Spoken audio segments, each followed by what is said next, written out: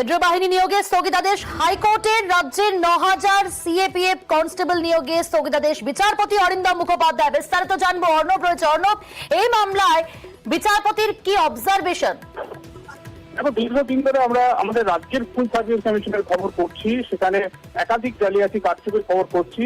এবার staff selection commission অর্থাৎ কেন্দ্রীয়ভাবে যে পরীক্ষা হয় সেই স্টাফ সিলেকশন কমিশনের যে নিয়োগ হয়েছিল 2021 এবং 2022 সালের বিজ্ঞপ্তি অনুযায়ী, এবং এটা যেহেতু দেশ জুড়ে পরীক্ষা হয়, এই দেশ জুড়ে পরীক্ষার মধ্যে আমাদের রাজ্যে 2021 সালে যেখানে 3,000 সেন্ট্রাল আর্ম পুলিশ ফোর্স অর্থাৎ কেন্দ্রীয় এই আধা সামরিক বাহিনী নিয়োগের সংখ্যা ছিল 3,000 এবং 2022 সালে আমাদের রাজ্যে নিয়োগ হওয়ার কথা ছিল প্রায় 6,000 থেকে কিছু বেশি।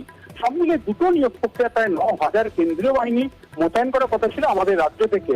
আমাদের রাজ্যের একাধিক মামলাকারী যেমন সুব্রদীপ পাল সহ একাধিক, তারা বললেন আমাদের রাজ্যের স্থায়ী বাসিন্দা এই ডোমিসাইল সার্টিফিকেটকে দেখিয়ে একাধিক জন এই নিয়োগ প্রক্রিয়ায় ঢুকে পড়েছেন এবং যে রেকমেন্ডিং যে লিস্ট দেখা যাচ্ছে এসএসসি স্টাফ সিলেকশন কমিশনের, সেখানে থেকে নাম নথিভুক্ত হয়ে গেছে। সেই ডোমিসাইল সার্টিফিকেট গুলিকে তারা চ্যালেঞ্জ করছেন এবং সেই চ্যালেঞ্জ করার কারণেই ইতিমধ্যে কলকাতা হাইকোর্টের বিচারপতি রাজশেখর মান্তা সিবিআইকে তদন্তের নির্দেশ দিয়েছিলেন ডোমিসাইল সার্টিফিকেট কিভাবে জালিয়াতি হচ্ছে। সেই রিপোর্ট ইতিমধ্যে মুখবন্ধ খামে বিচারপতি অরিন্দম মুখোপাধ্যায়ের এজলাসে জমা হয়েছে। কিন্তু ডোমিসাইল সার্টিফিকেট যদি জাল হয়, অর্থাৎ এ রাজ্যের যারা বাসিন্দা নন, স্থায়ী বাসিন্দা নন, তারা যদি এই নিয়োগ প্রক্রিয়া ঢুকে পড়েন, তারা যে 9,000-এর যে তালিকা তৈরি লিখে রাখবে সেটা ভরা রাখবে।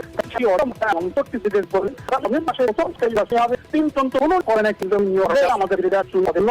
রয়েছে। College Wapati. Dubai Reads